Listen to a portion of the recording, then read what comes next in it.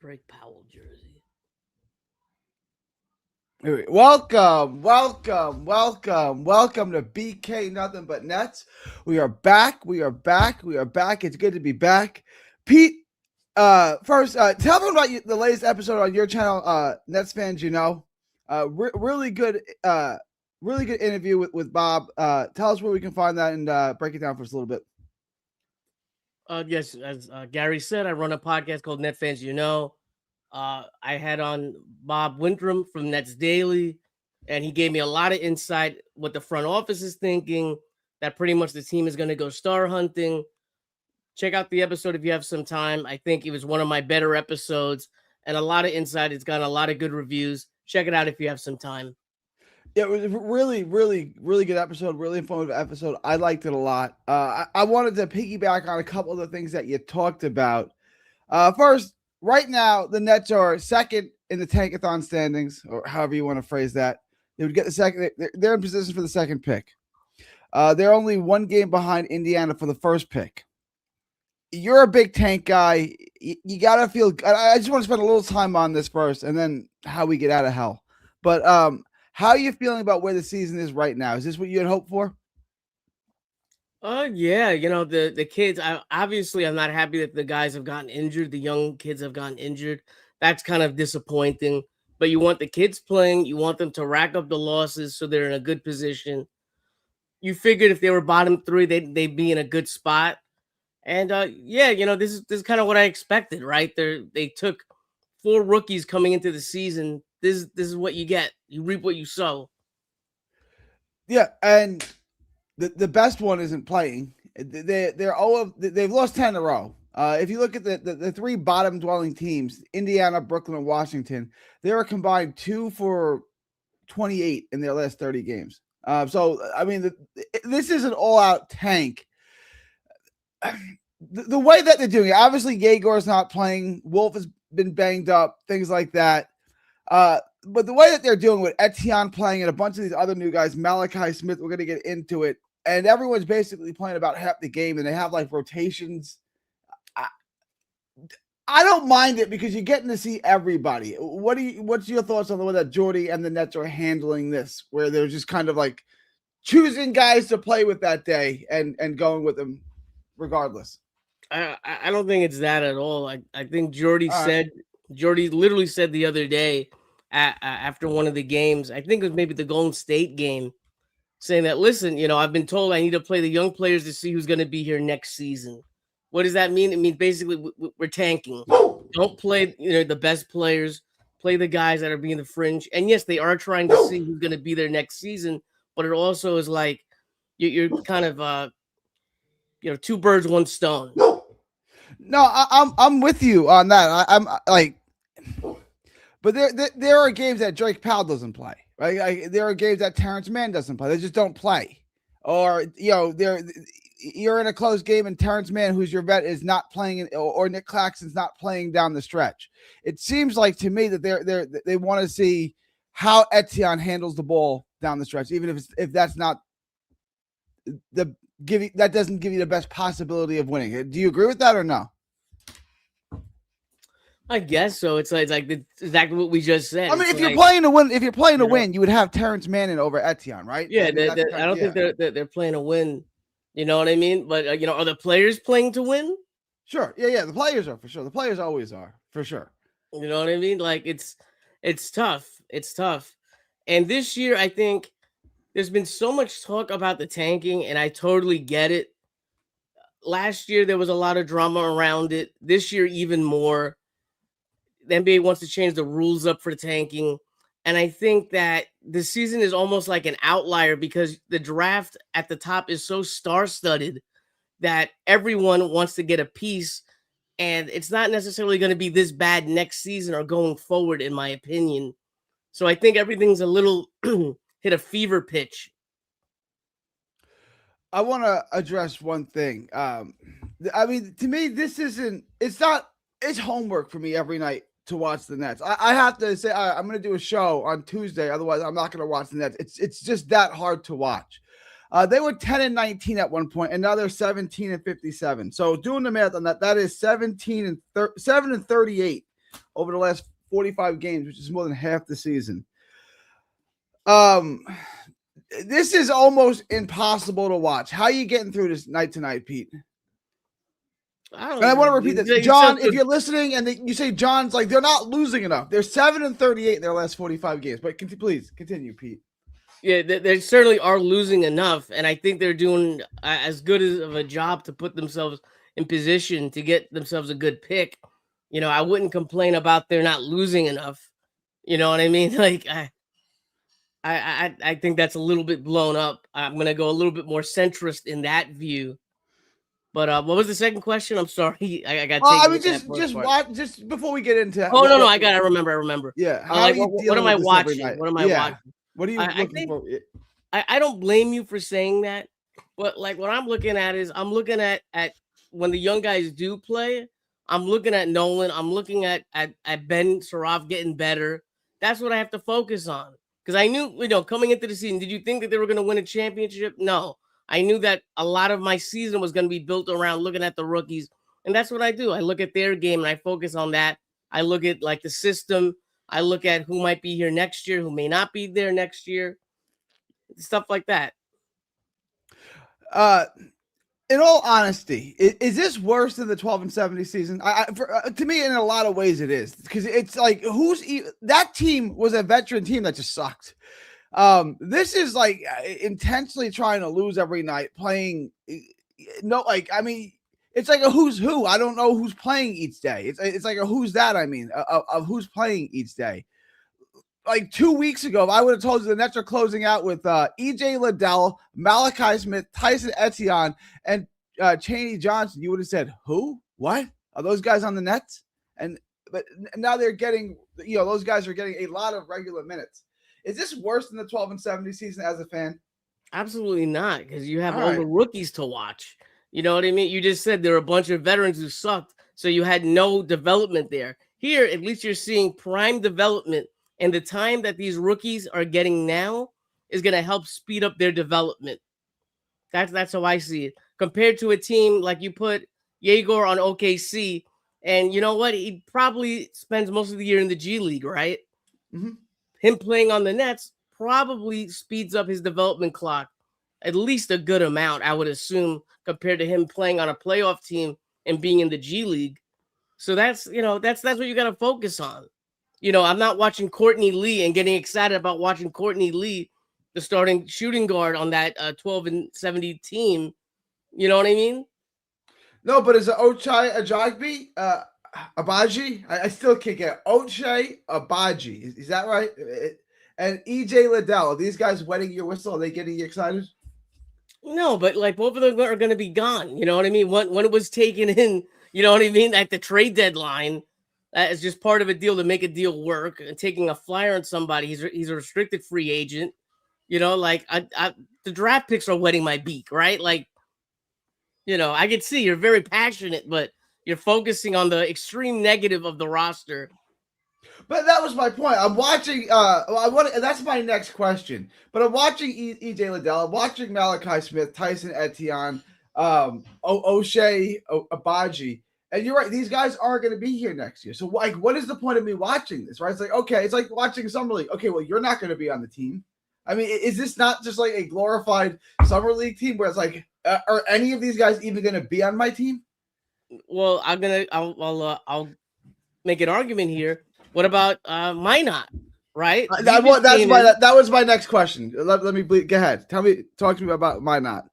I'll let you get to your question, but like. We have Ochai come in. What if he would have played like Minot? And you would be like, oh my God. Like, look, we got like a nice piece here who's probably going to be cheap. Sometimes it works out, sometimes it doesn't. And it looks like with Minot, it's worked. I do want to ask you about is that a hidden gem there? Do we have something with him? Is he a piece of this team long term? Because I mean, it looks like they got a steal here. He looks like, Boston wanted to play him. It's just, trying to crack the rotation in Boston's a task, especially with Tatum coming back. You just don't have any minutes for him. But do we have a gem here? Do we have something here? I don't know, but it's a little early to say that. He's still young, but you're right. He was in Boston's rotation, And around Christmas time, I'm not sure if he had an injury or I think his numbers fell off. And I'm not gonna say right now that we have something, but he's playing very well. Right, this is small sample size theater. It's a very small sample size, but does he deserve a place on the roster next season? Yeah, probably. We have to play this out. He's going to be on a very cheap contract. I think he's making like 6 million or less. Like, why not bring him back? No, he's making 2.5 on a team option. That's right, 2.5. 2.5 on a team option. Like, why not bring him back? Yeah, obviously we're going to exercise that option. You would imagine, right? $2.5 million. Yeah. Yeah. To me, and you're gonna Gary just compared him to Drazen Petrovic. No, I didn't. I'm not doing that. I'm just saying we got Drazen because there was, Drazen was on a competitive team that was playing for a championship, and they had Clyde Drexler, they had Terry Porter, they had Jerome Kearse, they had these other guys, and they just didn't have any minutes for Drazen, even though everyone knew he was good. And no, I'm not comparing him to Drazen. I'm not comparing Josh Minot to Drazen. Okay, are you comparing him to Drazen? Oh yeah, that's exactly what I'm doing. I'm just saying, like as soon as we got him, you knew you had something. And I'm not saying like that about Minot, but what I'm saying is just because he couldn't crack the rotation with Boston doesn't mean he's not a good player. And we could have something here. Like we might have something here. Okay, Garrett, when you say when we have something here, is Minot an all-star? Is that what you're trying to say? No. I'm not saying he's an all-star like he's Drazen or anything, right? He's a very good role player. He could be a starter. Really? Oh shit. Well, let's see. We'll see. Kenny D, Kenny 3. Is he an athlete? You can start in the NBA if you can do those three things. I don't know if he could. His real weakness in the NBA has been his 3-point shooting, and I'm sorry, but his shot is very ugly. I don't know if it is. I was just gonna mention it is a very ugly shot. I can't shoot. My shot is not any better, so I'm not gonna talk any ish. But that is not the greatest looking shot. But so far, he's been knocking them down and looking very comfortable. So I got to give him that. We have to give him more time. And the thing is, if this is real, he's going to stick. And if it's not real, the shot is going to stop falling. Time will tell all. There's the other guy I kind of like here is Chaney Johnson. He's an athletic big body. He hasn't played much here, but he gets 15 minutes a game. That's someone I like to see more. Like I want Minot and Chaney Johnson to be playing 30 minutes a game. What are your thoughts so far on Chaney Johnson? Oh man, it's such a small sample size. I hate to be so negative, but I come from the belief of if this guy was so good, how come another team didn't pick him up? How come I'm not saying diamond in the rough? I'm not saying he's so good. I'm not saying that. I'm saying I'm saying like for him to be even like a role player piece. Sure. Like with Minot, you could say, well, you know what, Pete? He was on a team, and he was not only was he on a good team, he was part of a rotation of a top team in the East. I look at that and I look at Chaney Johnson, who was just picked off basically not off the street, but like off the G where League. Did they get him? Where did they find him? Was he like Pat Riley, the famous story, found John Starks bagging groceries? Really, where did they find Chaney Johnson? Like, where did he I don't even know where he came from. Where did he come from? Man, I'm not even entirely sure. To be honest, I'm not even entirely sure. I know he played in the G League. I know he played in the G League. But he's a rookie, man. He's 23. He's 23 out of Auburn. Okay, so I guess he was just. I don't even remember. Was he on the team in the summer? That's what I think, but I'm not sure. I don't even remember, man. Chaney has only played all of like 11 games, right? Yeah. And he's also shooting a sparkling 28% from 3. Okay, that's not his game, but he's athletic, big body that can finish.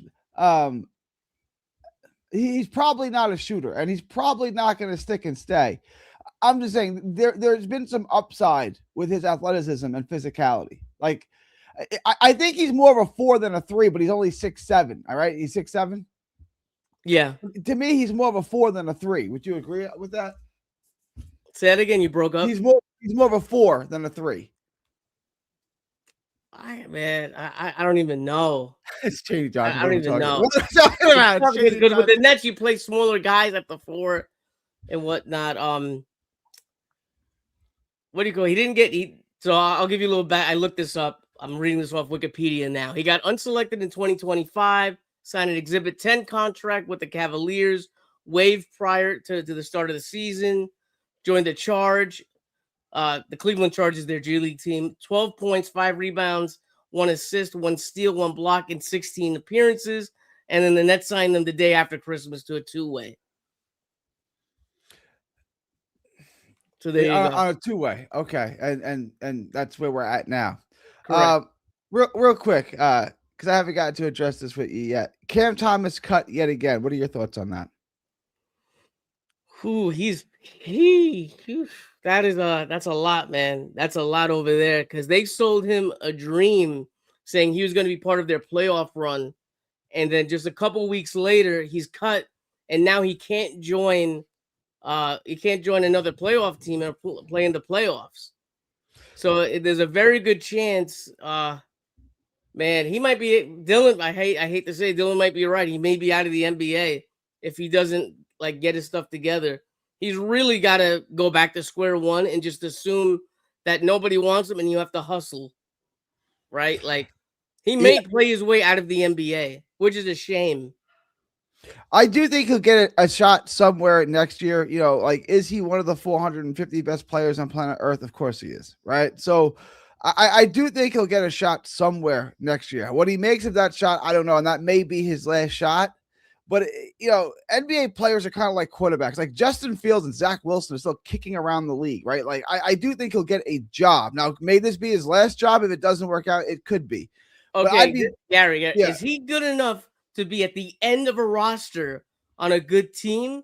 Like a guy, one of these guys that barely plays? Absolutely, he's 100%, better. Yeah. Right? Absolutely. So what is the issue here? Is it the is it the attitude? Like, it seems to be that there's two places now. You know, the Nets, they have a bad record. Like, let's be honest, they have a bad record with stuff like this. So let's not believe Sean Marks.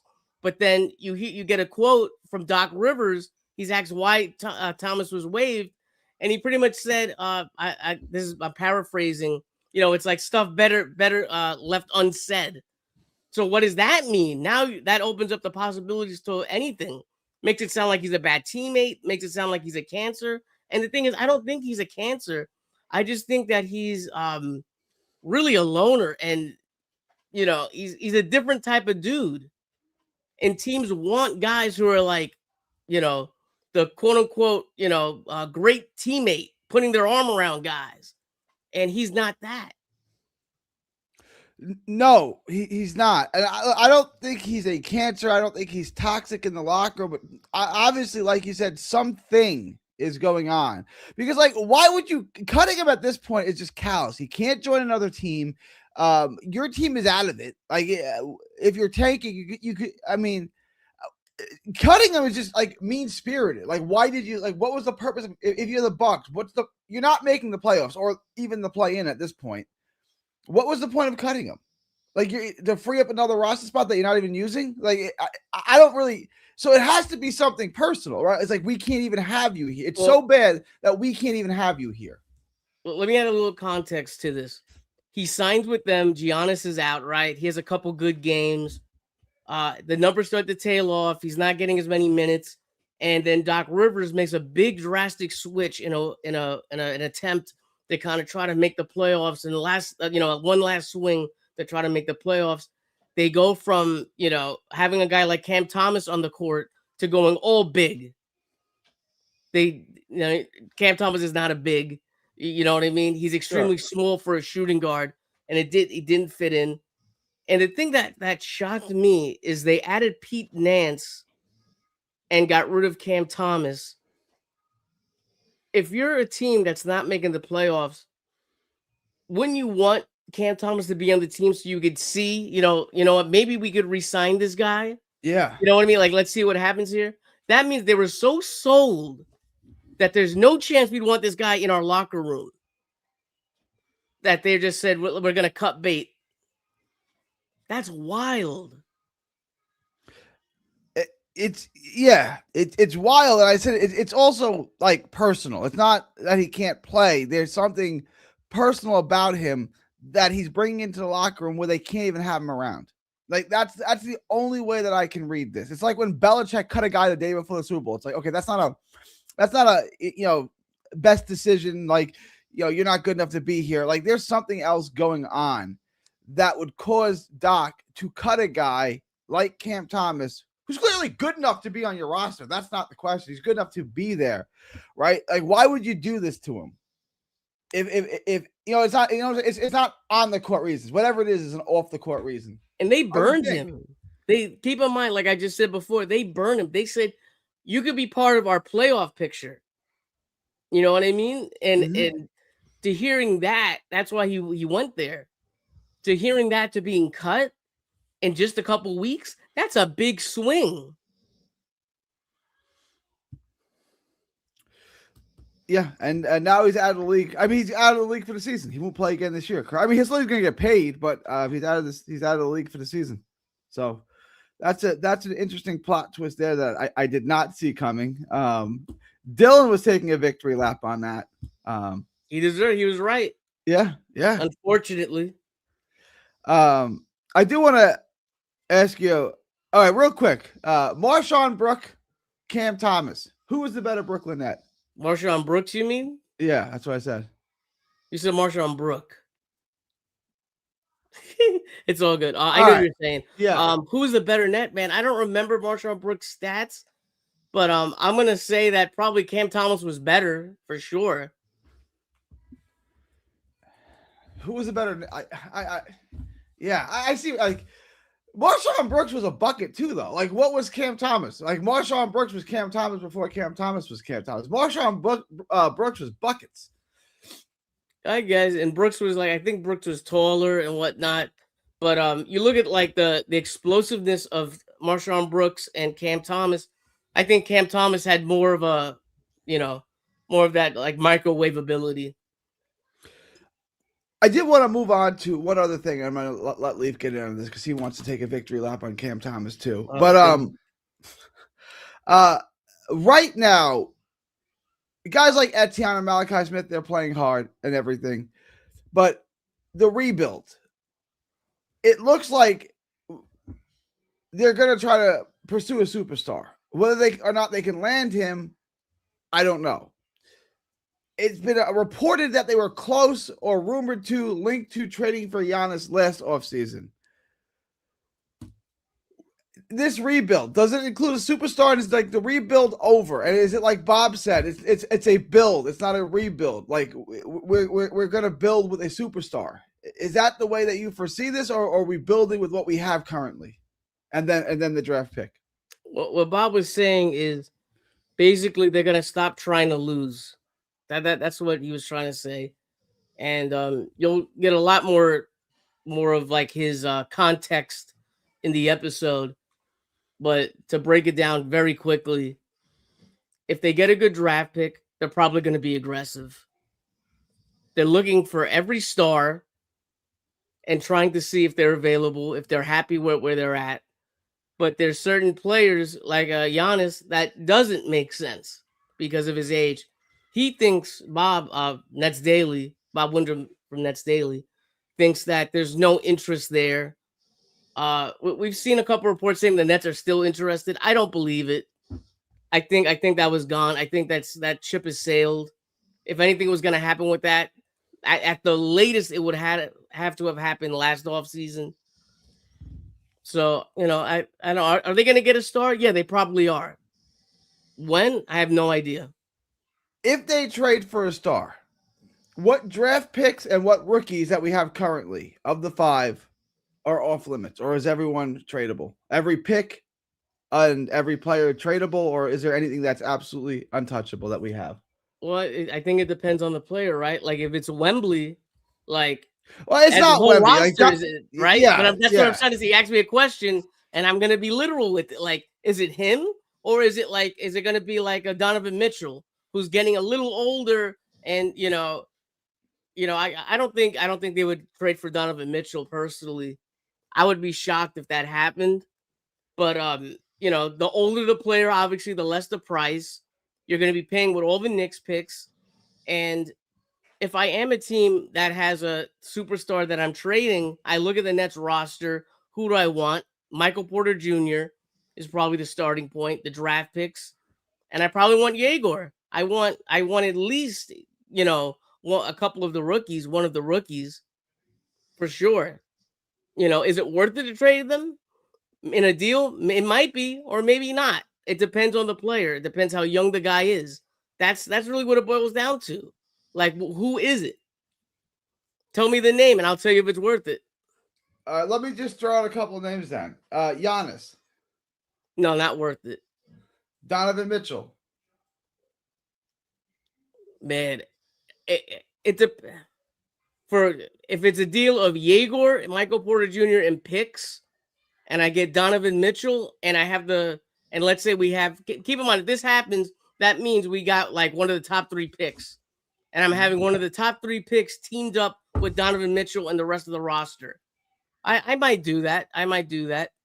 Well, how old is Donovan Mitchell? Is he 28 still? I want to say he's 20. Yeah, I want to say he's 20. I'll look it up real quick. If he's like 27 or younger, I definitely do it. If he's like 29, 30, then I start thinking, I don't know. But I'm someone who believes that they should go with the youth. So I'm a little biased here. I'm not even the biggest Yegor guy. He's 29. He's 29. He's 29, but I don't know. If is Yegor going to be the difference between me making a deal or not? Probably not. I'm probably going to make the deal, right? But it depends. Am I going to have to give up all of my Knicks picks and all of my assets to get Donovan Mitchell and Yegor? Yegor's not. So this is how I'll answer it. Yegor is not the deal breaker per se, but it depends on like the rest of the deal as well. Here's what I want to ask, right? How much pressure is there on Marks and to make the franchise relevant? Maybe not a true contender, but not god awful. Starting next year, how much pressure is it to make the Brooklyn Nets a relevant franchise? Relevant. I mean, a play-in or a playoff team. How much pressure is there to do that immediately, starting next season? Okay. There is, unfortunately, the ownership and front office has listened to fans like you who don't think that the fan base is patient enough to go through a full rebuild.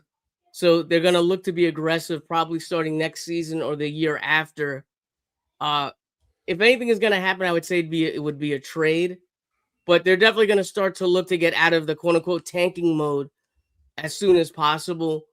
I legitimately think that they're concerned that the fan base is becoming jaded with the rebuild. I know, which is what I've been saying since last year. If you keep losing, your fan base becomes jaded and disinterested. But I'm not, though. I'm the biggest. If you're a real one, you're not. Is this watchable basketball, Pete? I was about to call you Dylan. Pete, is this watchable basketball? Is what we're getting watchable basketball? We went to the game of Portland. because and we're like, when I have Darren Peterson next season, I'm gonna be laughing in everybody's face. And if we don't get Darren Peterson or one of the top 3, then you'll be laughing in my face. All right. The other 2 names I wanted to throw at you are these guys. Do you trade for these guys? We did Mitchell. We did Giannis. Paolo Banchero. What would you give up for him? I'm not a big believer in him. I'm really not. I think I'm gonna give you the same. I'm gonna turn it on you. No? I'm gonna turn it on you. I think what you should be looking at is Dylan has said this also, so I got to give him his props. A Peyton Watson. I'm telling you, that's a name to watch. Peyton Watson out of Denver. No, yeah, for sure. That's not a superstar. That's a second option. I mean, he's a good player, but that's not. I mean, but that's the more realistic move, I think.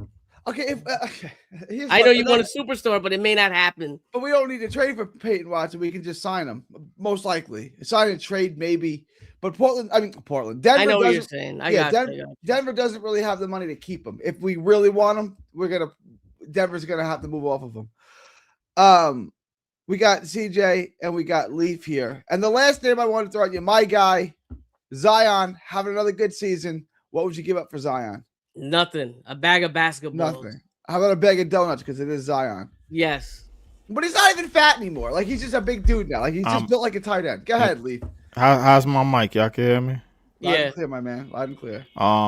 I said it months ago, and I still stand on business.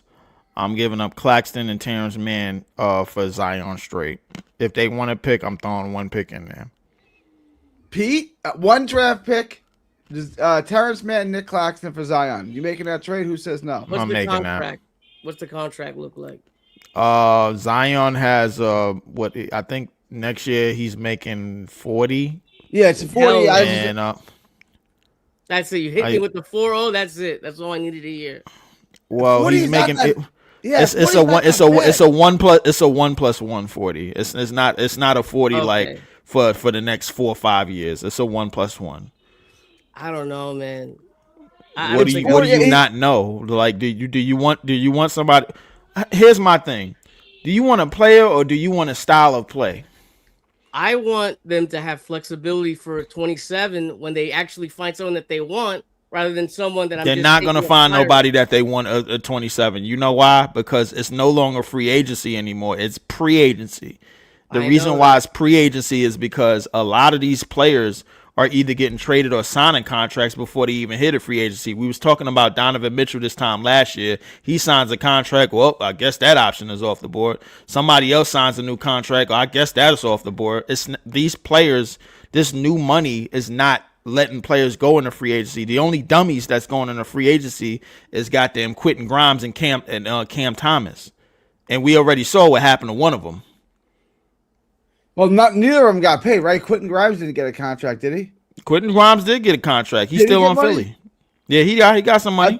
Okay, I thought he was on. He thought he was. It wasn't the money that he wanted, but he had to bend the knee and be like, "Oh, I guess I'm taking this, man." Meanwhile, we had to hear Jonathan Kuminga shouting from the mountaintops. He signed a 1 year Quentin Grimes signed a 1 year $8.7 million qualifying offer. Hey, still more than Cam got. Listen, the only player to get paid this past offseason that was waiting on it was Josh Giddey. Yeah. That was the only player to get multiple year money. It was a rough year to be a free agent last offseason. Like it was a rough year. And no, it was a rough year for certain players to be a free agent. Because guess what? If you was on a certain level, you was getting some money. You wasn't making it into free agency. Sure, yeah. I remember Tyler Johnson, the white boy with the crazy hair. Oh my God! Right. I got a story. I already know what the story is, Gary. Right, I already know what it is.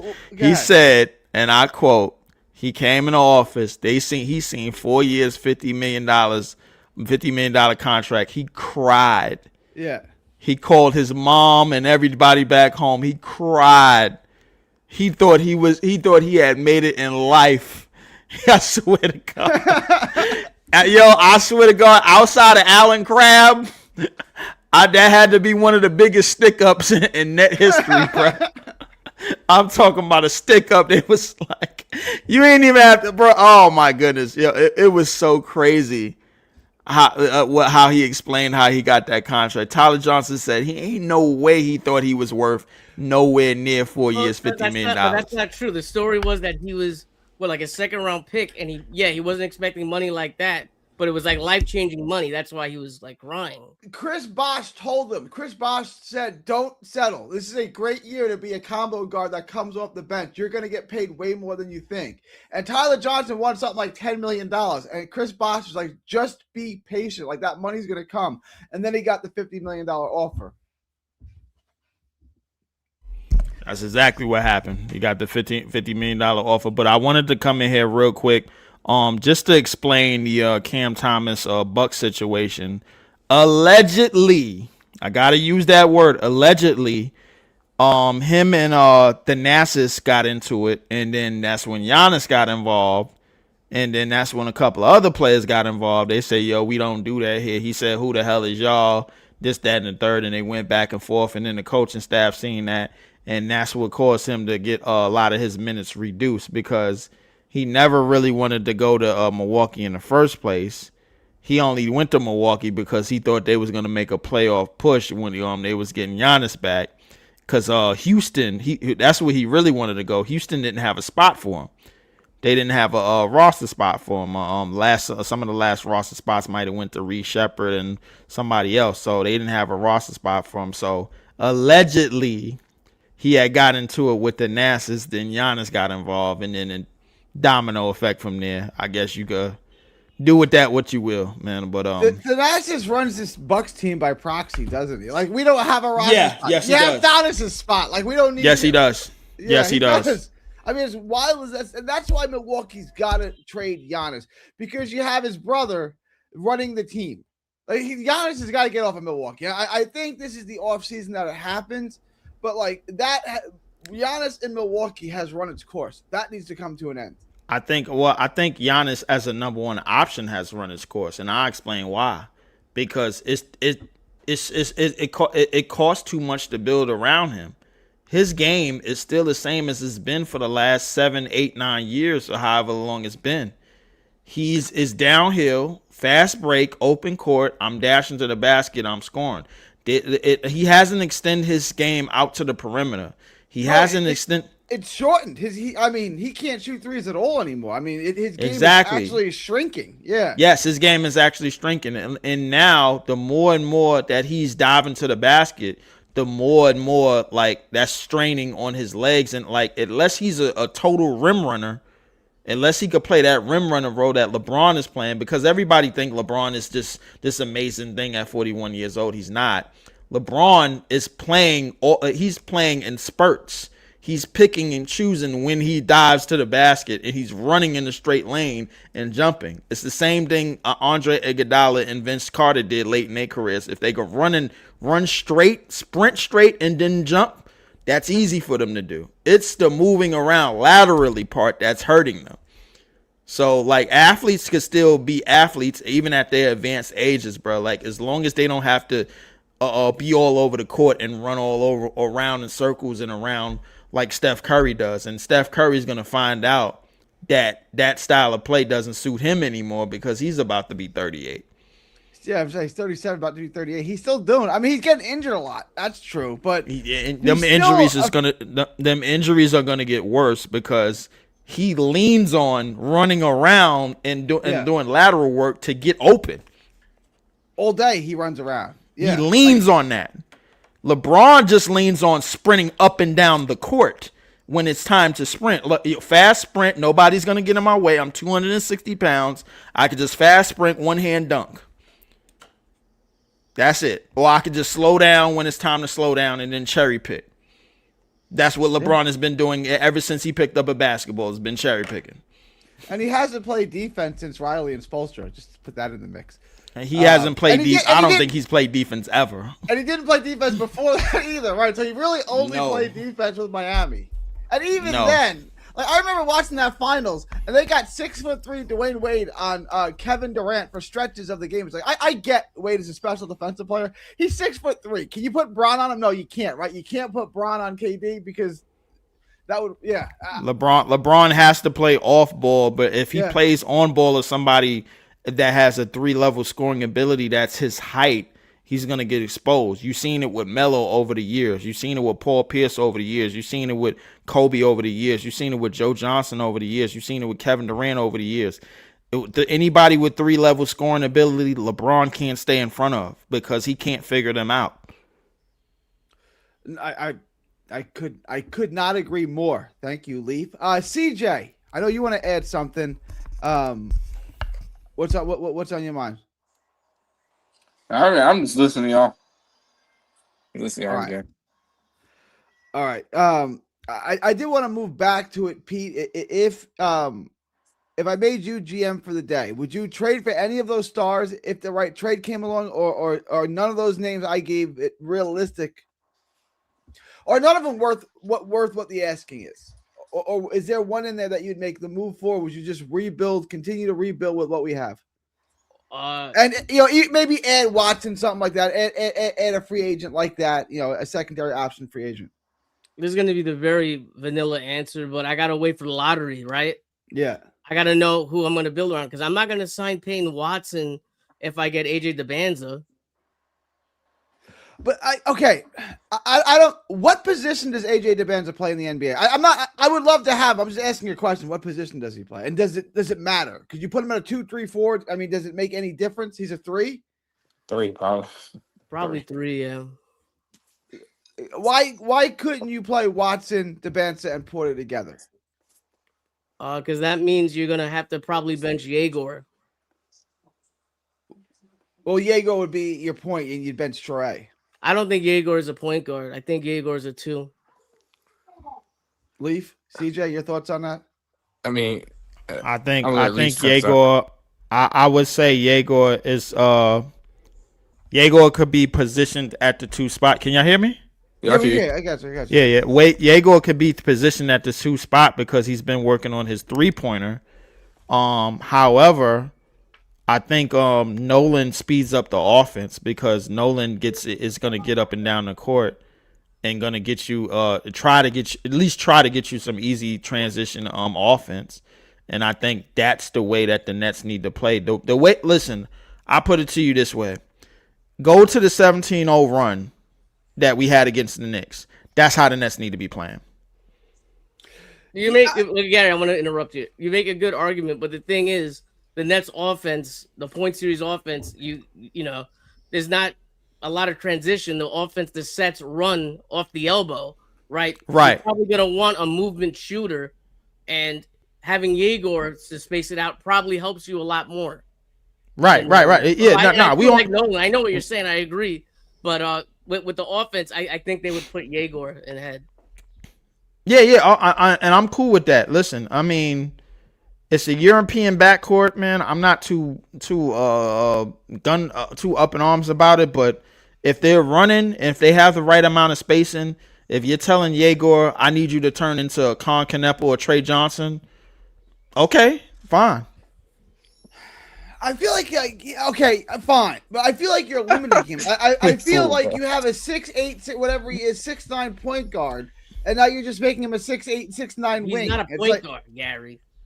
Why the hell did we draft him so high? Here's the thing, Gary. I think no, they drafted him because Jeremiah Fears went before, bro. Like that's who they really wanted. Yeah, leave right. That's who they really have. Jeremiah Fears. Jeremiah Fears was in Brooklyn for 3 months. He practically lived there.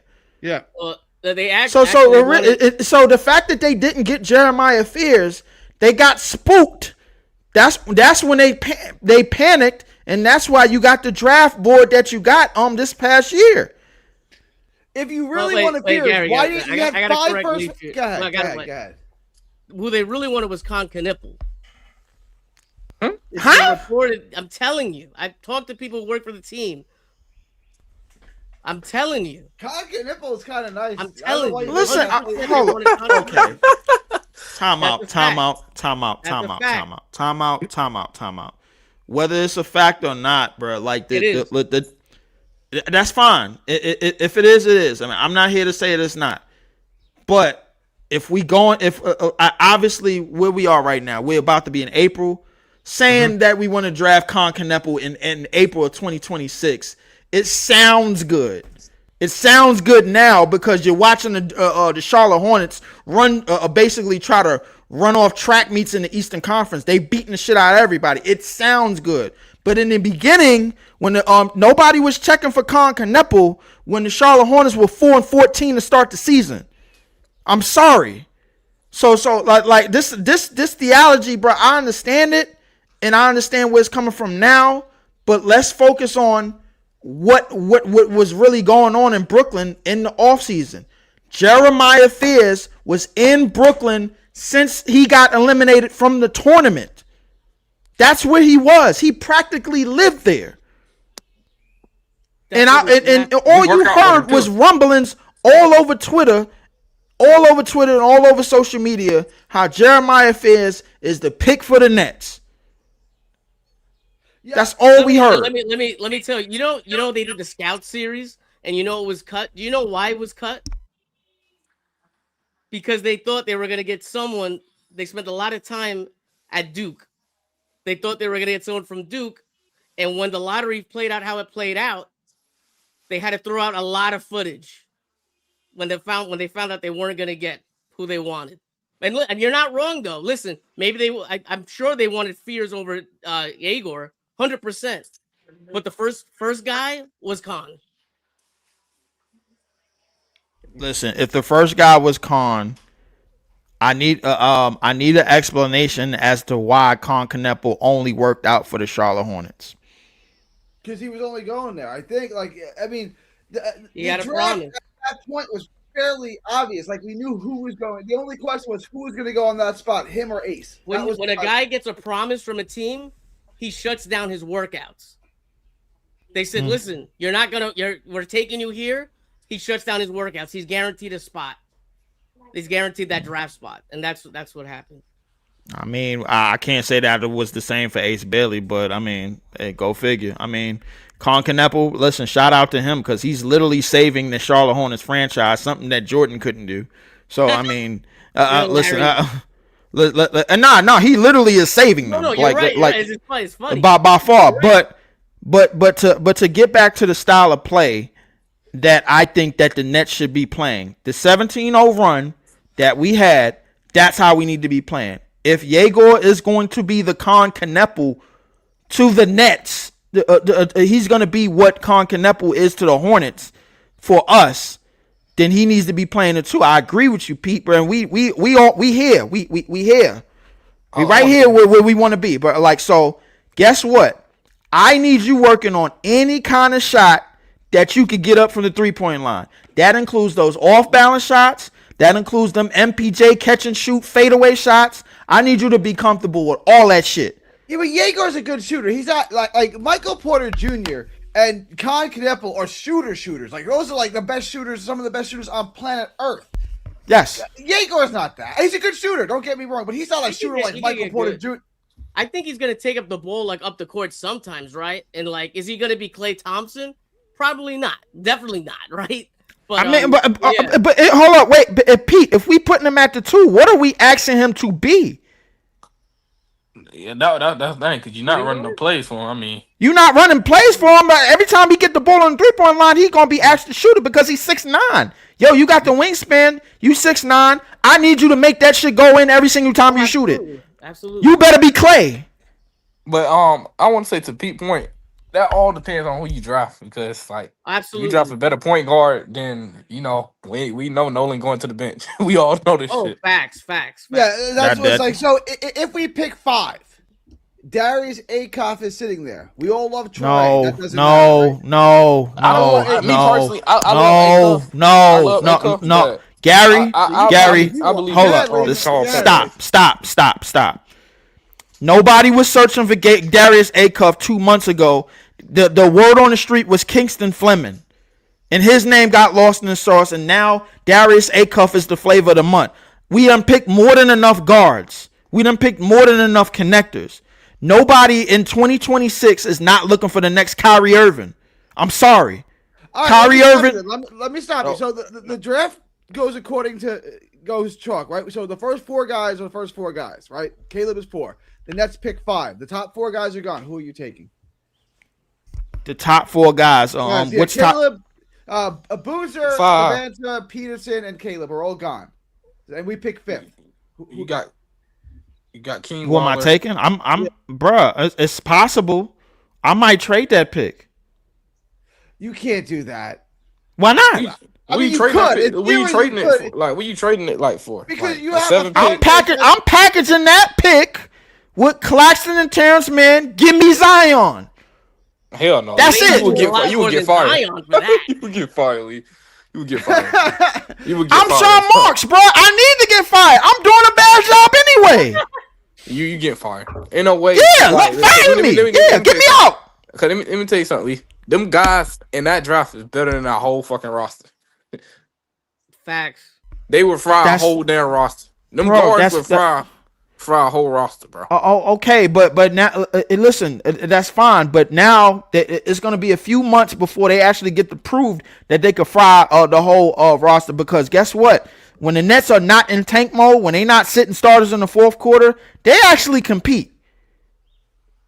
Even with the roster and names that we have. So I don't want to hear that, yo, them guys outside of the top 4, they could take anybody on the Nets roster. No, they can't. They can't. Because if they could, man, they'd be taking them. We're tanking on purpose. You see the lineups that we put out on the court? In the fourth quarter, when we got the game close, when we went on a 17-0 run against the Knicks, we got the lead and then took everybody out and then went back to tank mode. That's what we were talking about early in the show. Like, it doesn't seem like they're trying to win. They're trying to just play these guys, like Tyson Etienne. Like, unless you think Tyson Etienne is going to be here next season, I don't see the point in playing him. No. The point of playing him is to finish the tank for this year, Gary. I'm telling you what's going on. Zaire. Why even play Terrence Mann at all? Like, if it's about trying to lose, why are we playing Terrence Mann at all? Because you got to make the tank look interesting. That's why. You can't make it look obvious. You can't tank from. But here's the thing, bro. The Nets are doing this during their games. They are competing from first to third quarter. Fourth quarter, we are tanking. That's what they're doing. Go look at the game last night. The game was. Go look at the game last night against the Lakers. It was close all the way to the third quarter. The fourth quarter, they tanked. They're 7-38 in their I know last what they're 45 games. 7-38. It's working. Whatever they're doing, it's working. Because they understand how deep the draft is. If they would have done the shit last year the right way, then we won't be sitting up and doing the shit this year. But they understand how deep the fucking draft is.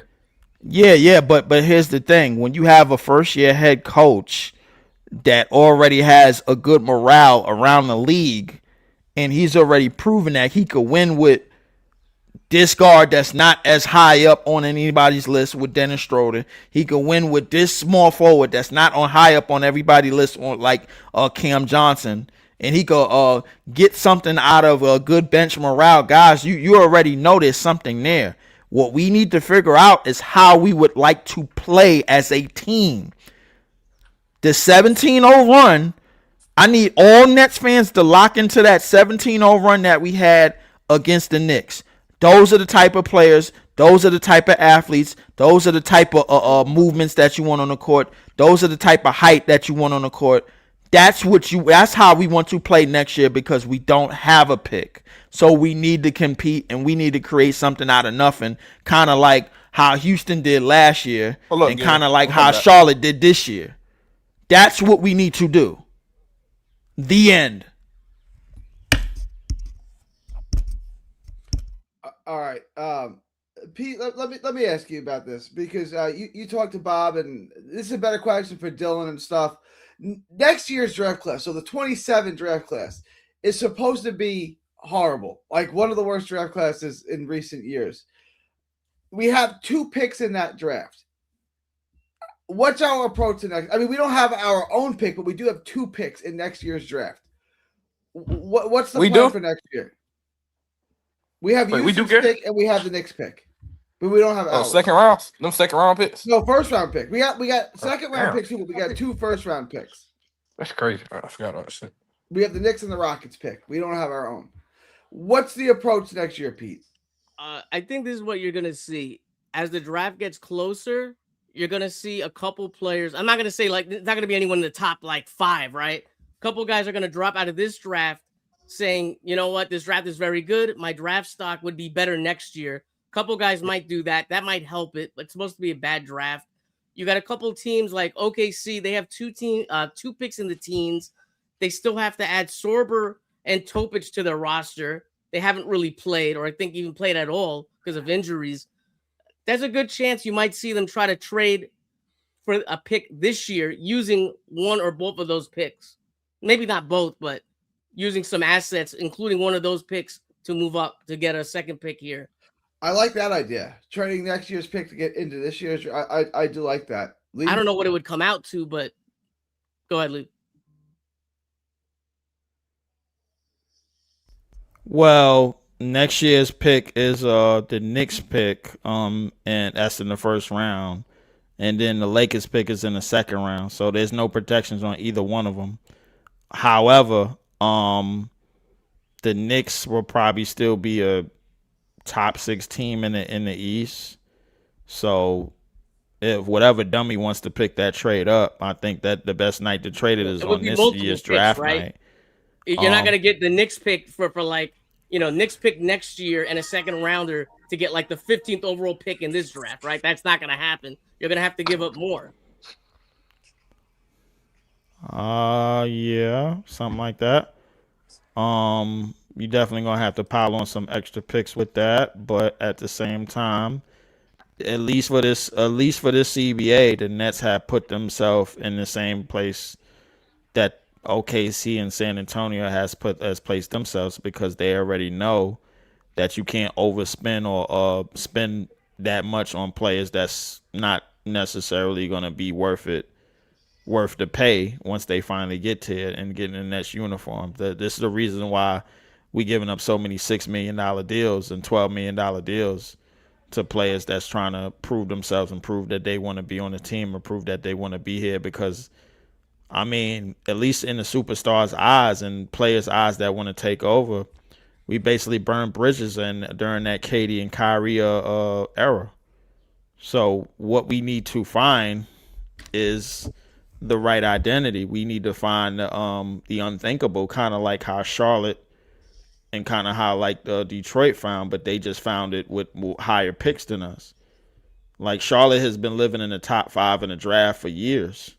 The Pistons have been living in the top 5 in the draft for years, and they finally been able to start doing something. So I think that what we need to do is find something. We need to try to find like the way our success is going to work, the way we're going to get back to some type of success is kind of the way that the Indiana Pacers did it, man. But just with those names that when they came from their previous teams, nobody really believed that they were going to do anything, and then they did. And that kind of includes Tyrese Halliburton on Sacramento to a standpoint. You know what I'm saying? But Tyrese Halliburton and Siakam, we don't have versions of those players. We need to, not that we need to find versions of those players, but we need to find a playing style that's conducive to winning a lot more games than a lot of people expected us to win. And I think it's going to start in, not necessarily in the draft, but I think it's going to start mostly in training camp. All right, I got to close out. Pete, I want to start with you. I'll just go around. Next year, do we have an all-star player that we add to our roster? Yes or no? No. Leaf? Zion. I love this. From your lips to God's ears. CJ? I don't know. I just waiting to see who we draft. The draft. That's the correct answer. You got to wait to see who we draft. Yeah. I want to ask Pete this before you close the show, Gary. Pete, anybody in the top outside, like, I know Caleb, all them, I'm talking about like 5, any guys that got potential to be like an all-star, I'm talking about like King Wilder and the rest of them guys. I won't lie to you, CJ. I'm not going to bullshit you. I'm not a draft guy. Dylan would be the best guy to ask that. I hope this our last year to even talking about this shit. Be honest. Me too, Lee. I'm done with this. Because this ever since Mikal got traded for those picks, it's been the Nets fan base has been divided into groups of 3s. This shit is disgusting, bro. Nobody could be all in on anything, bro. Everybody is all over the place, man. You got one side over here. You got the CT lifers who are now doomed, man. They looking for their next player. You got the you got the draftees. You got the tanking section, man, who's looking to get a top 3 pick when we know we're not. I believe that Chicago, Dallas, and the Warriors are probably going to be in the top 3 of this draft. Nobody's saying it but me, but I don't know. I believe no, Leaf. I believe you.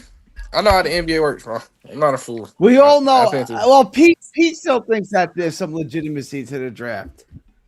It's not. You can physically watch it. I think my mind has changed. I do think the first overall pick is rigged, but the other picks you can physically see them. Now, of course, you can see the first overall pick, Pete. So isn't it all rigged? You can make an argument, but I don't know. It just seems strange to me that I think the draft they don't.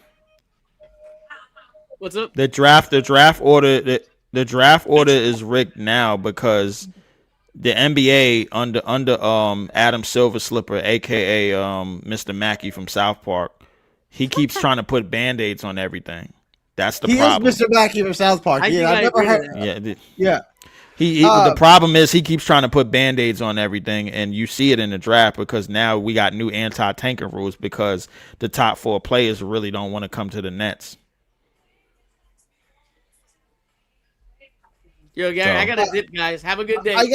I gotta end this too. Pete, Lee, All right, Lee. Jay, thanks everyone All right, for Jerry. dropping Have a good by. day, guys. Appreciate y'all. See I ya. gotta end this. March 28th, 2026, from Texas to the world. Thank y'all and God bless.